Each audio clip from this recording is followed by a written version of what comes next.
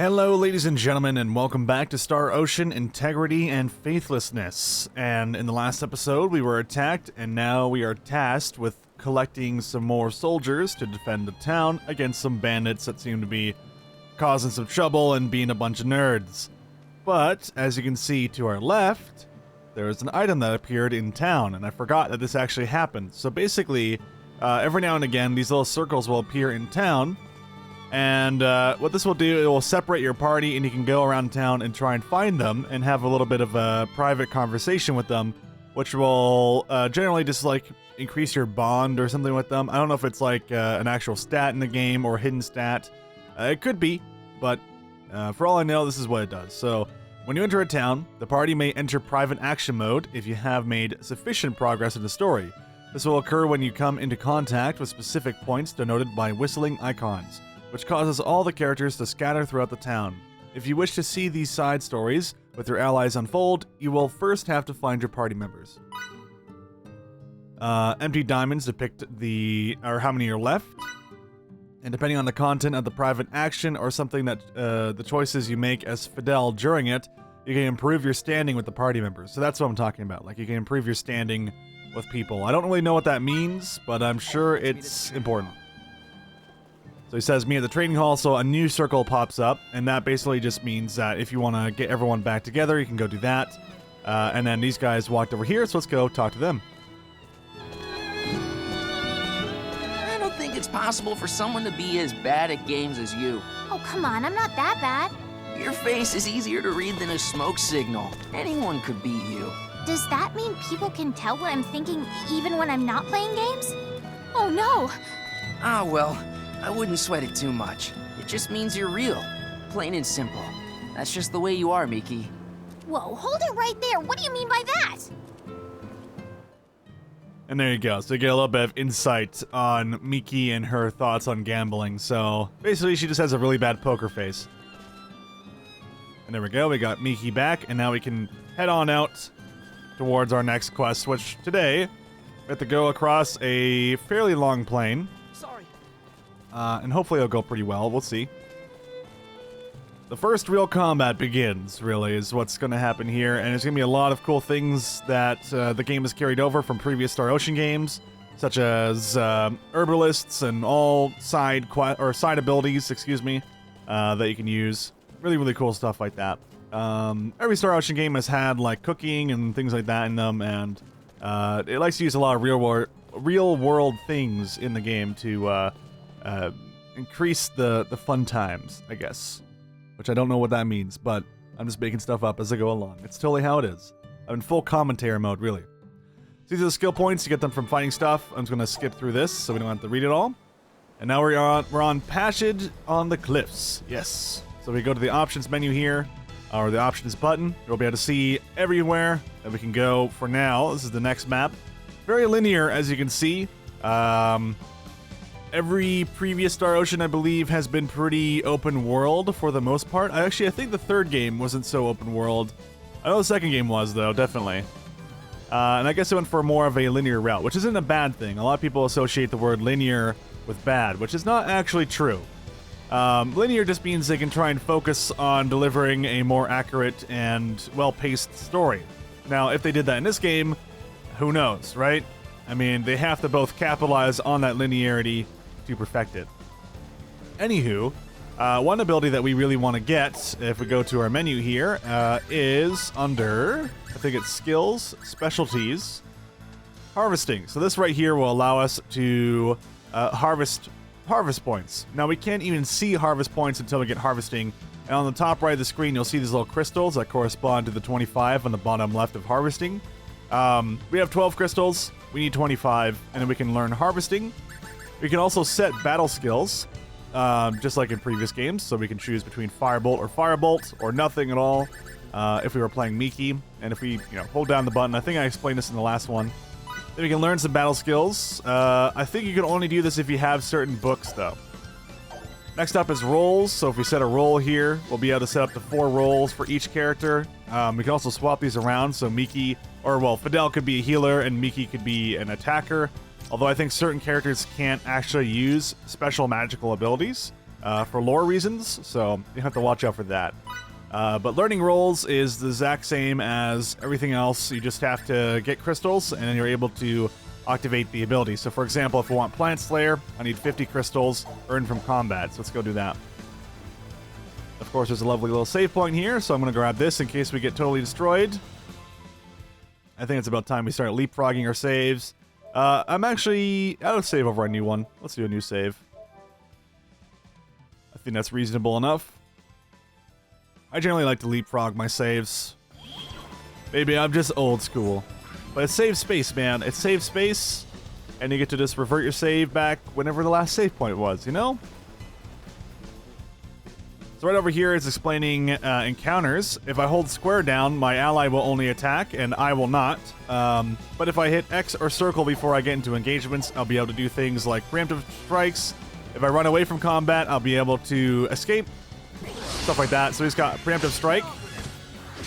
Very, very useful. The idea is to basically try and keep up the offensive and read your opponent's moves, because if they're faster than you, you want to use a bit more fast attacks and continuously keep switching from your heavy attacks to fast attacks as soon as you can. Now, if we were using our mini-map here, we wouldn't even be able to see these treasure chests anyway.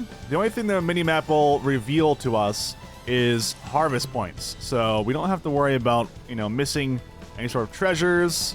The only thing you might have a little bit of trouble with is exploring those little nooks and crannies on the map. As you can see, lots of twists and bends. So if you want to use the mini-map, you totally can. But again, I'm not really the biggest fan of it. I like to explore the world and let the game shine visually. And I think it does detract from the experience if you have to continuously keep looking up at the mini-map. You know, going full Sultan radar mode. Can't really see what you're doing. Alright, there we go. These guys are a bit annoying. I mean, there's only so much you can do. If you hold down square, you can block and sidestep, just kind of like in Dark Souls, or actually more so Bloodborne, because you had a lot of sidestepping in that game. So you just kind of have to figure it out as you go along. Of course, blocking only works on light attacks, so you have to watch out if the enemy character is glowing. That can be very, very bad. Let's head down the little slope here. So we got a few more crabs over to the left, and then we have a chest, and over here, actually I believe we have enough points to get harvesting, which we might have missed a harvesting point, so let's quickly go to our skills, specialties, and we'll unlock harvesting, which is a very good ability, because it gives us some extra little bit of experience, and some items, like blueberries and blackberries, and we need them. We need those. So these harvest points will actually show up on your mini-map. So here, let me just show you guys before we move on. So if you turn on our mini-map display, you'll be able to see all that stuff on your mini-map. You just walk up to the harvest point and you press X. You automatically harvest it. You don't have to stand next to it after you hit X. It'll just automatically pull everything. It's a random dice roll, so you don't know exactly if it's going to work or not. But if we head back here, we might be able to spot another harvest point, if possible. I may be wrong on this one, but it's sometimes worth doing. Let me see if I can show you the escape. Or actually, we didn't even need to escape, so that's perfect. Yeah, I think I was right. So it's right next to the save point up here. Another little harvest point. They're not too difficult to miss, and they're especially very difficult to miss if you have your mini-map active. But, again, I'm going to turn off the mini-map. Let the game speak for itself. We don't need a mini-map anyway. It's a very linear, early stage of the game. I don't know if it expands and opens up like Final Fantasy 13. Although, to be fair, Final Fantasy 13 doesn't really open up until, like, the end of the game, but hopefully it's not going to be like that in this game, if they do decide to open up. But who knows, right? We're still on the first planet, and usually with a Star Ocean game, you don't really switch planets until midway through, or even, like, 2/3 through. So who knows when they're going to go focus on space. I'd be very interested to see how soon they start bringing in the space stuff. There we go. Now, the nice thing about harvesting means I can actually use my magic a lot more. But these crab guys are a little bit easier, so I'm just trying to save up a little bit. What? It's over already? Of course, when you fight monsters in combat, we're getting items and things that are popping up on the right side of the screen. Already, we've gotten some, I think some fish and stuff like that. Although I don't think it's popping up on usable items. I think it's under food. Yeah, food is a bit different, I believe. I think we got some like shellfish and stuff like that. Yeah, we got materials. Yeah, things like these are used in actual crafting, so like you can craft things and food and stuff. I haven't actually run into crafting in this game just yet because I've only really unlocked harvesting in my other playthrough. But we shall see where that takes us. This chest right here is locked, unfortunately, so we can't really do anything with it. I have not found the key. I'm assuming that later in the game you may get some ultimate key, or maybe it's just a special key that you can use to open one of those chests at a time. You never know. And we got these Marine Reapers. They're usually dicks. They're very, very fast. You just have to watch out for them. They love to mess you up. There we go. Usually when he gets distracted by one of your party members, though, he's very easy to hit. There we go. We got some raw fish. Excellent. We're making some sushi later. We're making some sushi. All right, got some mint. And another harvesting point. So you can see, as long as you're just like paying attention to surroundings, you're going to be able to find everything just fine. There we go. Whoa. See, that's why those fish guys are really, really bad. Because they're very quick. Oh, my bad. Always a good idea to hold square and sidestep whenever you feel like you're threatened. Because I think it's better to just completely evade the attack rather than block it. Because I think you still take some chip damage, even if you block a light attack. I could be mistaken on that. It might be dependent on the monster itself. Alright, this is another little side area. No idea if there's anything down here. Sometimes there's like nothing, even though that's a little bit of a nook. There we go. Fresh sage. Very nice. Actually, what is fresh sage? Let's go take a look at that. Hit R1 here. What does that do? Oh, revive. There we go. So those are Phoenix down. So those are really nice to have. Really, really nice. Especially in this game when people don't automatically revive after combat or heal. I'll say it's very cool to see all these characters in like the next gen world, I guess you could say. I know that they did a lot of this with Till the End of Time on the PS2, but these guys look very, very cool. Reminds me exactly of a lot of the monsters from the second story, which is very, very cool as well. Love these monster designs. Although they'll throw you off entirely, because if you're a Final Fantasy player, you'll think that these are just elemental monsters when they're just slimes. They're not like elemental things, I don't believe. They may take additional damage from magic, though. Who knows? Sometimes you can drop off here, but I don't think you can here. A little bit of a contextual thing you can do. I don't believe there's actually a jump button in the game, so you have to just find little points in the area that allow you to jump down.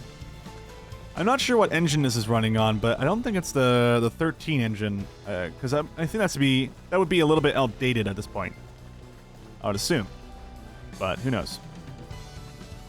All right, what we got going on over here, huh? Another harvesting point. All right, I'll take that. Anything good? We got white rice. Okay, some more crafting materials. Not too bad. Not too shabby.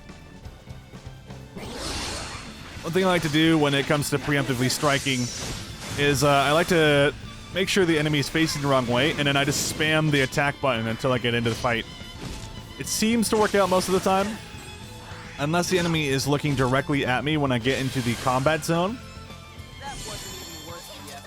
But yeah, it seems to be the best way for me to engage the enemy. So we take a look at our crystals. We currently have 77, so let's go ahead and learn some roles. So we have a choice here. We can do Plant Slayer or Insect Slayer. Probably something good to have, even though we're not really running into plants or insects. We're running into fish and slime thingies. We also have these side abilities in Miscellaneous. These will give us a passive buff. I don't think these give you really too much of an edge in combat, other than maybe the Attack Advocate. But yeah, these are just like kind of nice sub abilities to have, maybe early on or even later on in the game, who knows. And of course you can rank all these abilities up. For example, if we keep getting more skill points, we can actually level up Attacker and get the 96. So right now we're going to hold off, I think, on Plant Slayer and Insect Slayer until we run into those. But we might want to choose to level up Healer and Attacker for now. I'd say we do that. Alright. I think back here there was a treasure chest. Hopefully I don't miss it. Hopefully I didn't miss it. Oh wait, nope, I'm going crazy. Of course, holding down circle allows us to sprint, which is really nice. Got some fish scales. Oh yeah. These are all fish monsters and stuff. There are some weird symbols on the wall. Unfortunately, we can't really click on them and see what they're doing. Okay, got a couple of crabs. I gotta get these other guys here. Let's see. I accidentally changed my characters there. I kind of forget how you... Okay, L1 and R1. Those are the way that you target the monster. Still getting used to the controls myself. Especially when I've been jumping through like 3 different games for the past couple of weeks. But I will get the hang of it, I promise you. There we go. Got some seaweed, some more shellfish. And... some blueberry oh wait, a blueberry potion? What is a blueberry potion? I do ask. Made from blueberries, of course. The small bottle's worth of extract is nutrient-rich and concentrated enough to cure the weary. I love how these blueberries have, like, the craziest healing properties. They basically turn you into Wolverine. Weapon X just needs some blueberries, man. That's all it needed.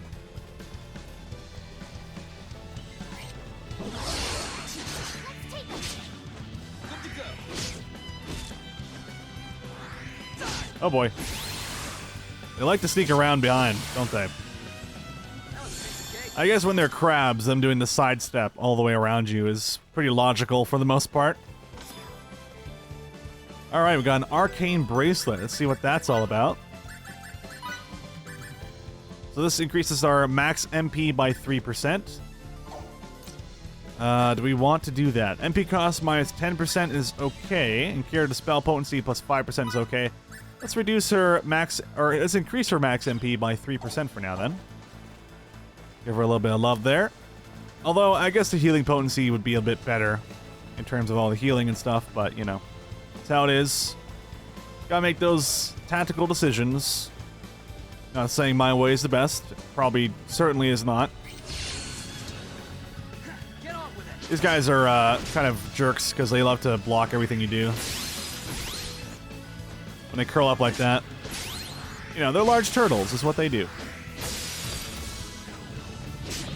But when they're blocking, if you hit them with a heavy attack, they're gonna stagger, because if you block and you get hit with a heavy attack, they break your guard, so it's very, very nice.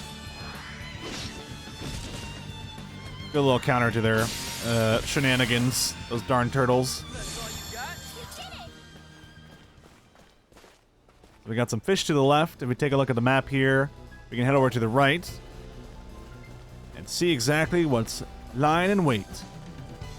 Probably nothing too bad, I hope. Hopefully a chest, though, right? You're gonna leave me empty-handed, game? Nothing here? Oh, there is. Okay, great. I'll take that. What do we got? Iron times 3. Cool. So it does seem like there's gonna be some sort of smithing in the game. Later down the line, hopefully. This is just me assuming, of course, but kind of basing it off previous titles. I do hope the cooking is still amazing, because the cooking was like a lot of fun in the second game. I swear I would do the cooking tournament in not the Golden Saucer, but whatever the circus was in the second game.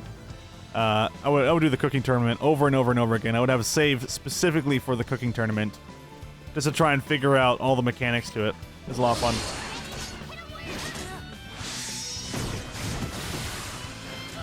Charge! Get him, Fidel. I believe.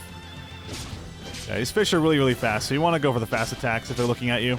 If they're not looking at you, then you can go and do your heavy attacks, no problem. We got another level up there. Now, I believe when you level up, you just get like a base stat boost, which is nice. We can see down there some more weird monsters being weird. But we can ignore them for now, because I believe we've already fought those earlier. Or actually, if we sneak over to the left, maybe that's where you get to them. That's probably it. I think we might have alerted them, because I saw or heard the sound effect. Let's check it over in the corner to see if I can get any more of this harvesting stuff. Alright, crabs and fish. Actually sounds quite delicious. I would love some crabs and fish right now. There we go. Oh boy. I keep dodging.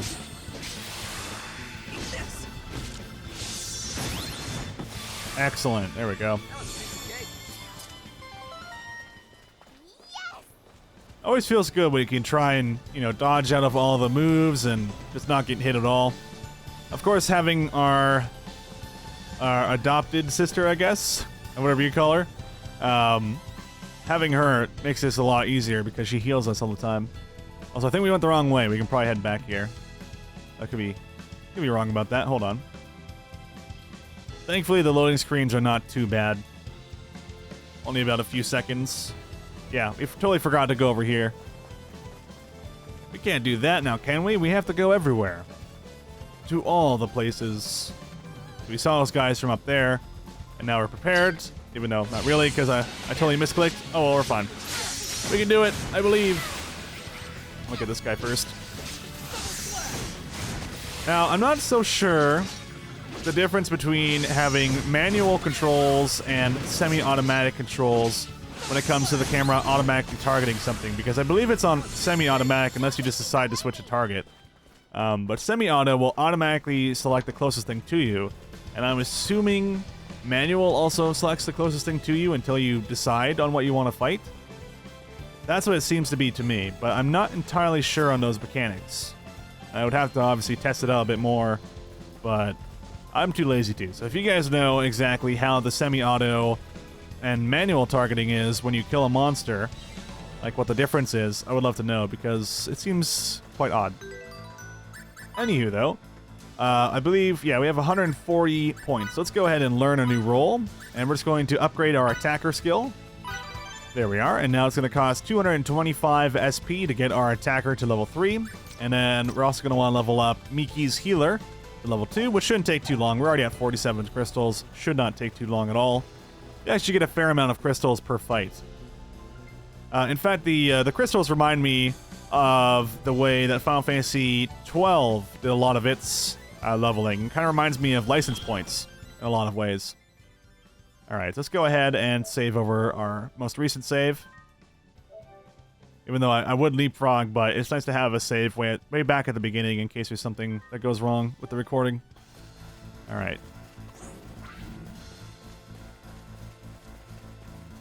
What's happening over here, boys? We got some new enemies. They're called kobolds. Oh. If you ask me what a kobold looks like, not sure if it would look like that, but I mean, it has a similar face, I guess, so it kind of works out. Let's take a look at this map here. We have two choices.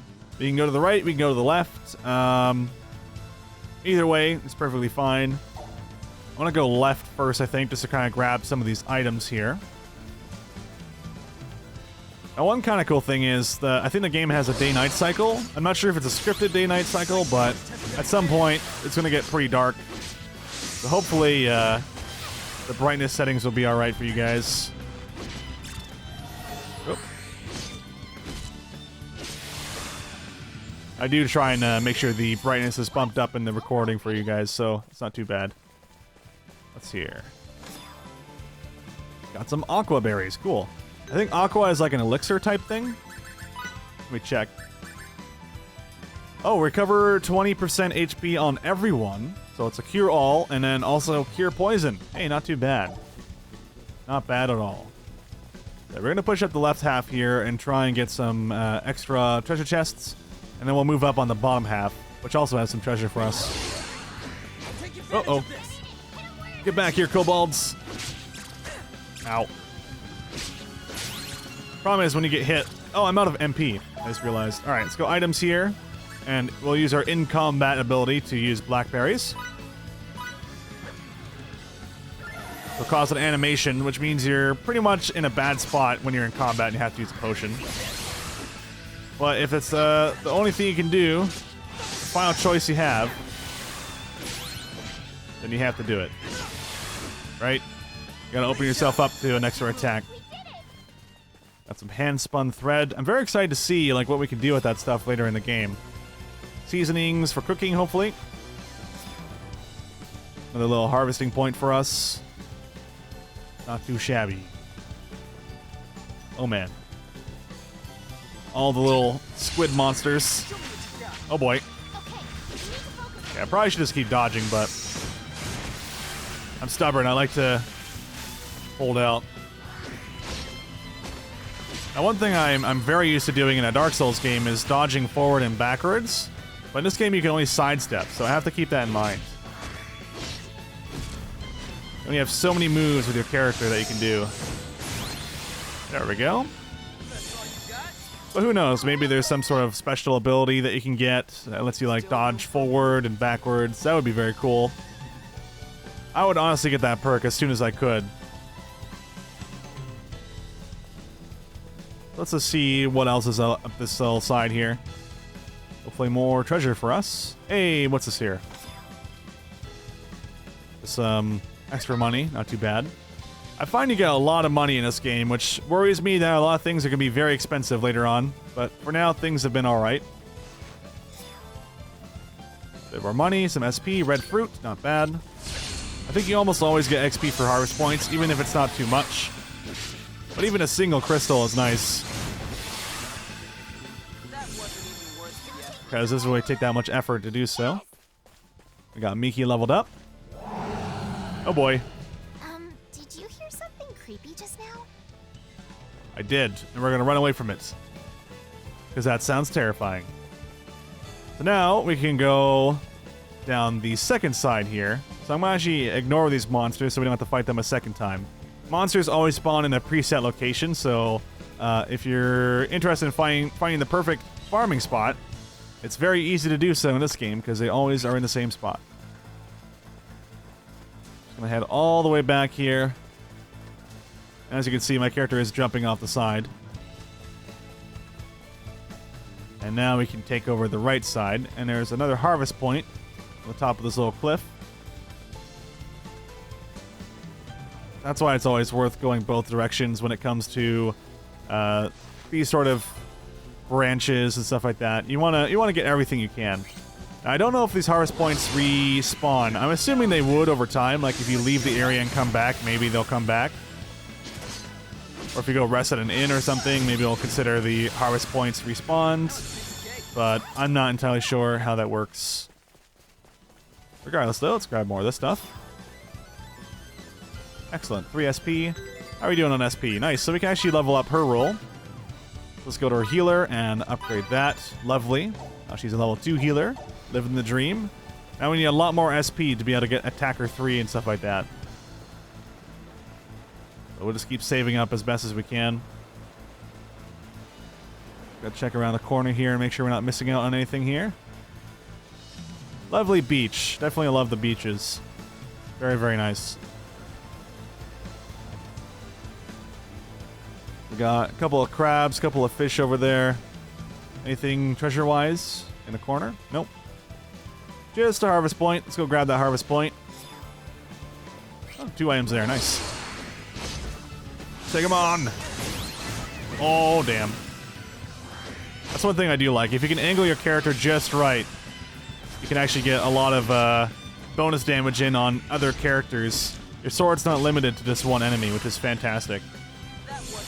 It worked that way in the other Star Ocean games as well, and I'm glad they kept it in. Just like a natural AoE attack that, you know, takes a little bit of skill to do, or a little bit of luck, whichever side of the coin you're on. Definitely worth.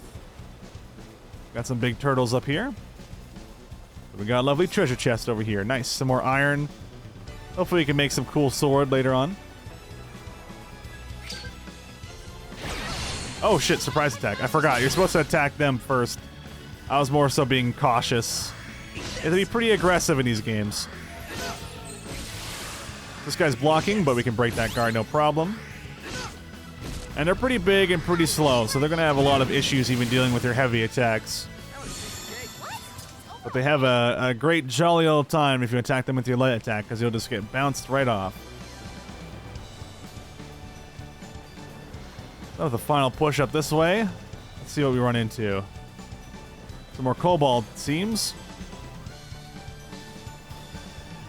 Guarding something in this forest, I'm hoping. Uh-oh. Be careful.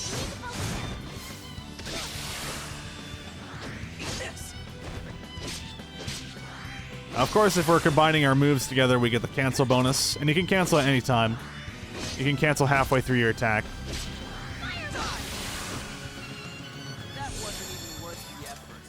But really, as long as you're just staying on your toes and you know when to dodge, usually you're going to have a pretty good time. It seems those guys weren't actually watching anything there. Darn it, I wanted some treasure. I wanted some dank treasure, dude. That thing's huge! How are we supposed to beat a walking mountain? Or a walking waterfall, more like. Damn. That thing looks crazy. Okay, let's go to our items and set ourselves up for this fight. So let's get some blackberries on us, so we can do our special abilities and Miki can heal us and all that. So my idea here, we gotta take out the small guys first and then go for the big guy.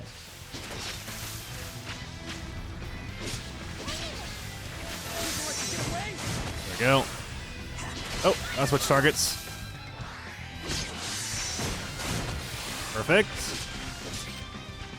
Keep going. Kill the Gerals. Okay. Now to take on the Discord.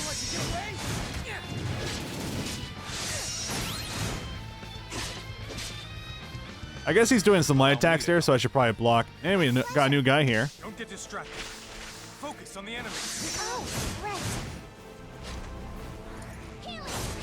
What I want him to do is actually attack me, but see if he decides to switch targets. Hey, there we go. Looks like he blocked him. Oh. There we go.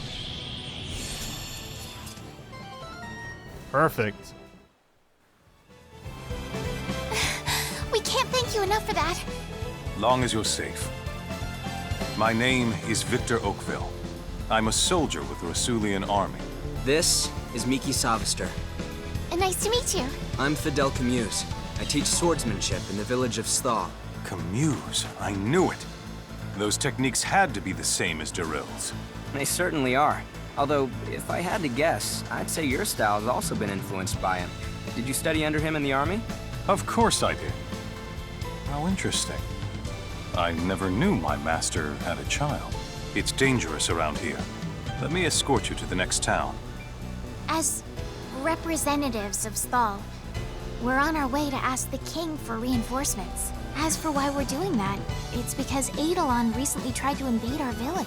I hate to sound presumptuous, but do you think you could take us to the person in charge of dispatching troops?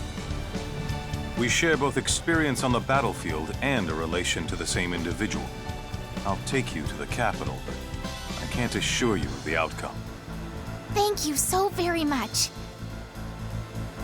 Do you think the crown will help us? The timing is far from perfect. But if Mr. Camuse were to put in a good word... What about Old Man Camuse? Master Camuse currently works in the capital as an advisor for Rasulia's military, where he teaches the way of the sword. Within the army, his word is law. The old man's really that important now? He is. That is but one reason it would behoove you not to call him an old man in public. Save that for us. I guess that makes sense. I'll work on it. So, fun fact, this guy is also the lead voice actor for Alucard in, was it Helsing or something like that? He's in the English dub, of course. Very good voice actor, actually. I like him. I think he's also in Valkyrie Chronicles or something like that. Anywho, that'll be wrapping up today's episode, so thank you so much for watching, ladies and gentlemen. I will be back next time. So have a wonderful day, and take care.